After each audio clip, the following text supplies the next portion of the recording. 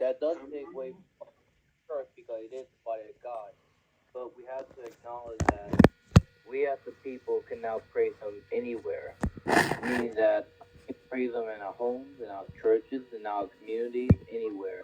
So we, as people of God, we have to keep the commitment not as actors of God, but truer, the truest, um, how do I kind of say this?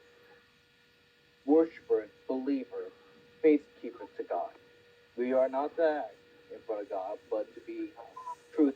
Because at the end of the days, when it's our time to come, when it comes to the end of the days, we're to show our record to Him. It doesn't matter. So again, even though we appear with our human eyes, just people like those with tattoos, they in the Bible it said even a whore can come to the house of God more effective than even a holy man. It's true. It's true. So But I'm just saying that you know it's true that we should go into church, but as long as it all depends how genuine you are to God and how much you are fighting to get with God, and like how I said Bro, what? before um you should not be in a relationship with someone just and try to get them into God just because they want to be in front of you. Having a relationship with God is not a performance or brownie point like how the world wants to make victimhood. It's a real deal and a life commitment. And although it's hard, and we all admit it's hard, we all know it's hard, but it is life, and we need to go about it. in spirit and in truth. Amen. Go ahead, I just want to say, cause like I know it's gonna put me in that space for a reason, and essentially it made me help with speaking, and when I speak to people about the things of God, I'm able to defend it more and things like that. And also, I could be a witness to the kids there, cause debaters can be really prideful. So like,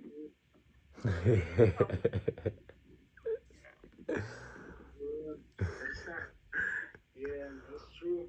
And like like Donnie has said, you take that cross with you wherever you go. You take that altar with you wherever you go. Cause even like whether it be debate, whether it be your job, that was a testimony for his friend. Now, and truth be told, that would even be like for me. I do want to. Of course, I'm dragging it through the week, but that is just it's just something that I've grown up in.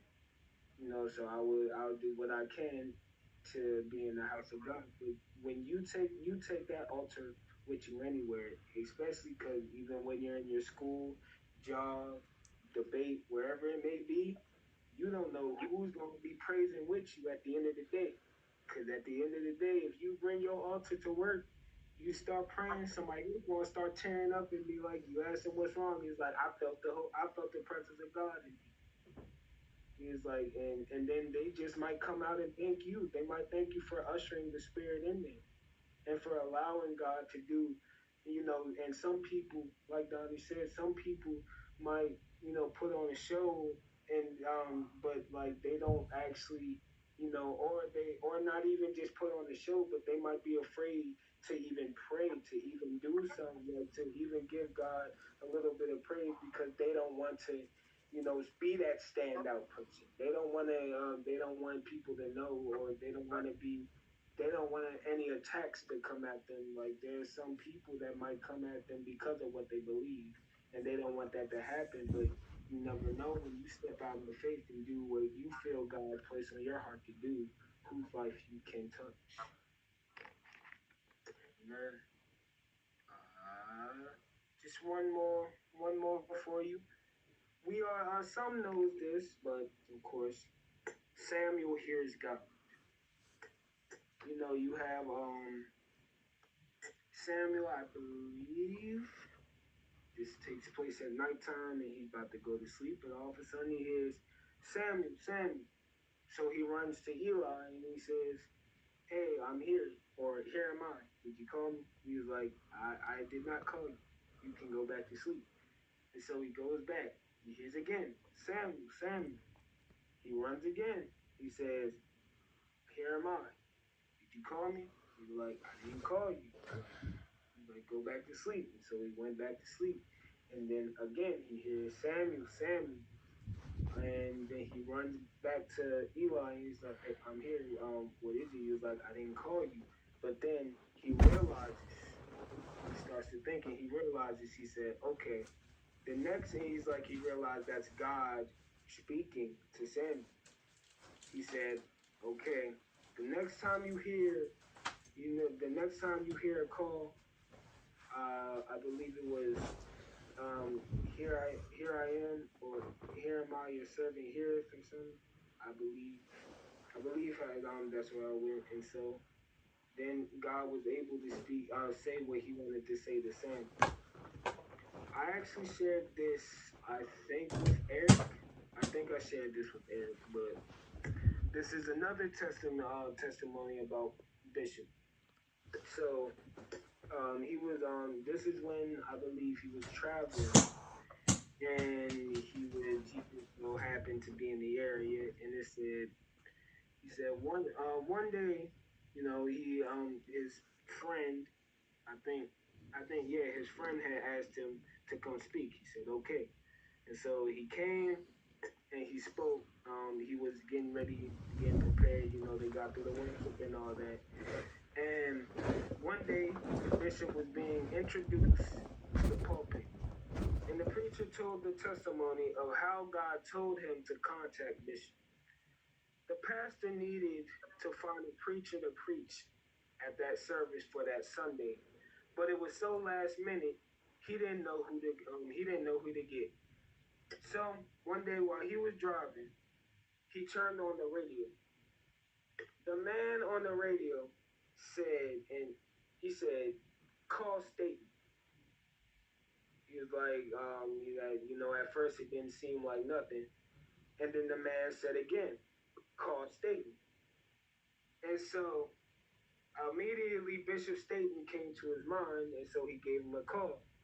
Bishop just so happened, like I said, he was traveling. He just so happened to be in the area. And so he was able to come preach at the church, and a revival broke out at that church. So then, and I think we might have had a mini conversation about this, but God can speak through so many ways. He can speak to you in so many ways. He can speak to you through conscience. He can speak to you, of course, through His Word. He can speak to you through preaching. He can use a man on the radio. He can use a non-believer to speak to you. He can use whatever capacity he needs to get a hold of you. And trust me, one thing I say that God is to me is a confirmer.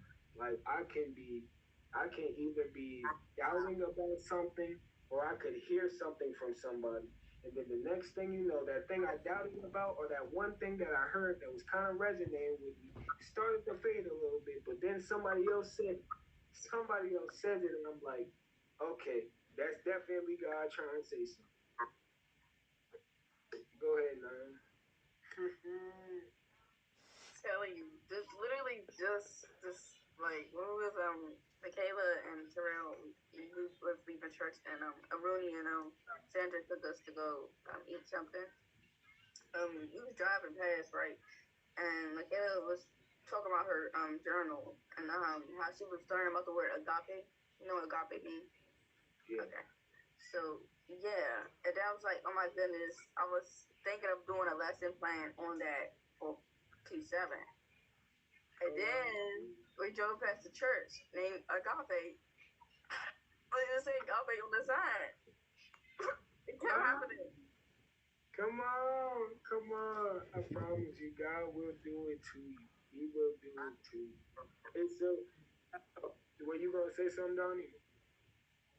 No. Oh, I'm sorry. I know you said that you might yawn, but like when that yellow box lights up, I'm like, that's my immediate sign to say, hey, did somebody want to say something? And so I'm like, I be trying to make sure, I don't want to miss anybody else. I'm sorry. It's all good. I was gonna say I'm sorry. Like I was gonna be like, I was like, I might be calling you if I just see the yellow box like. But so yeah, so yeah, that God can definitely talk to you in those ways. Like one day, I told Eric this, but I had we had Bible study that one night before, and so the next day, I don't even know if I told this, but I'm gonna say it. I did tell it on I think my parents' Bible study.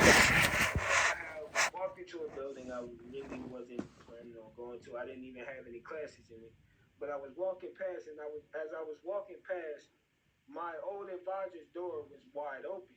Like I've been meaning to talk to her before, but like I didn't like I haven't really seen her, and so I was just like, and every time I saw her, she was busy, but I saw her door wide open, and so I was like, at first wasn't gonna do it, was gonna keep on walking, but then I literally stopped. I'm like, I'll do it. I turned back around, and then I went into her office. I was like, hey, how are you? And then we were like, hey, how you doing? I said, I'm good. We basically started off with a regular conversation, and then I told her about my grades. She said, what's wrong with your grades? I said, it's the classes that go to or my major is the ones I'm doing good in. It's the other ones that's like a little bit finicky. And she was like, you know what? She was like, then she asked me what I wanted to do with my major, and then I told her, and then she was going into like how I should start she was like how I should start doing a YouTube video based on what I know. That was the first thing, cause that's something me and Eric's been talking about, and something that I didn't know if I really wanted to do, but I feel like maybe God is trying to say something. But after that, it started going into like I was like she said she was doing something with YouTube. I was like, okay, so what are you gonna do? And she said she was gonna do basically everything she knows, she was gonna do about YouTube. And she said, I just been praying for guidance and stuff. I was like, you wanna know what's crazy? I was about to come in here and ask you what you need to pray for. She said, really? I was like, yeah. And then the conversation kept going. And literally before like I even said anything, everything that we talked about that Bible study the night before, she was saying out of her mouth. And I was like, and every time she said it, I just did a quick chuckle. I was like, and then I would be like, that's exactly what we talked about in our Bible study. She's like, no kidding. He was like, he really is the confirmer. I was like, yes, he sure is. So I promise you, God will do that. He will speak to you. So definitely, what I would say, for what I think most of us, I feel like most of us have heard God once or another, in our lives. I say if you haven't, or if you feel like you want to hear God more, I would just say pray. That. Oh, go ahead. You mean like his voice? Huh? Are you talking about his voice? No. I'm not. I'm talking about in any capacity. I've heard people say that, like, people say that they heard his voice before. I haven't yet. I don't know if he's, no, I don't know if it's going to be until I see him on the day and he says, well done, thy good and faithful servant. If that's the only time I can hear his voice, that's great that I would hear those words. But, until then, whatever God wants to, oh, Donnie, did you want to say something? I would just want to say that I'm not 100% sure if I actually heard God's voice. So, I mean, I told you about all the dreams I have and the idea or the belief that I have spoken with the Lord, but I'm not 100% to be honest. I mean, I know there's some that have. Actually, I am gonna ask, Sierra, if you're there, I am gonna ask. I'm kind of curious. Have you ever heard God's voice in a way, or I was just curious if you can talk. I don't know.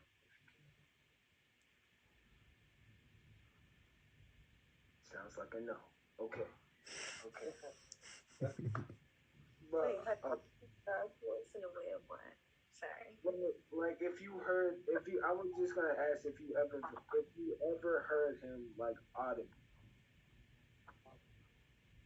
like You said his like the audible voice? No. okay. I mean, okay. I was just making sure. I'm like, if anyone has, I definitely like to know. I mean, what I was telling you about, that had to be God. That couldn't be nothing but God. Oh yeah, you talk about the being, right? Nobody, yeah, that could be nothing. But when I tell Oh you, yeah, yeah. I mean, hey, visually, God does speak visually, man. Hey, let me tell you, I'm actually gonna say I wasn't gonna say it, but I'm gonna say. So basically, right? Yesterday, oh, did you want to say something, Donnie? No. I'm sorry. I'll let you just say it. It's all good. It's all good.